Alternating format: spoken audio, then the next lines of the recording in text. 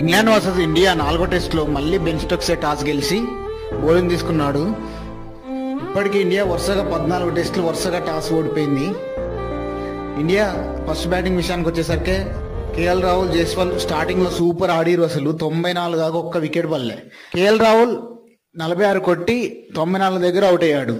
జైస్వాల్ 120 దగ్గర అవుట్ అయ్యాడు 58 కొట్టి. తర్వాత శుభన్ గిల్ 12 దగ్గర అవుట్ అయ్యాడు. కాసేపు సాయి సుదర్శన్, రిషబ్ పంత్ చాలాసేపు బాగా ఆడారు. తర్వాత క్రిస్ వక్స్ వేసిన బంతికి రిషబ్ పంత్ లెగ్ స్వీప్ ఆడబోయి కాలుకు దెబ్బ తగిలి ఫీల్డ్ని విడిచాడు. ఆ గాయం పెద్దగా కావద్దని మనం కోరుకుందాం. సాయి సుదర్శన్ 61 దగ్గర అవుట్ అయ్యాడు. ఇప్పుడు ప్రెసెంట్ రవీంద్ర జడేజా, శార్దుల్ ఠాకూర్ 19 దగ్గర కొట్టి క్రీజ్లో ఉన్నారు. డే 1 అయిపోయేసరికి ఇండియా 264 ఫర్ 4. రేపు ఎలా ఉంటుందో చూడాల్సిందే ఇక.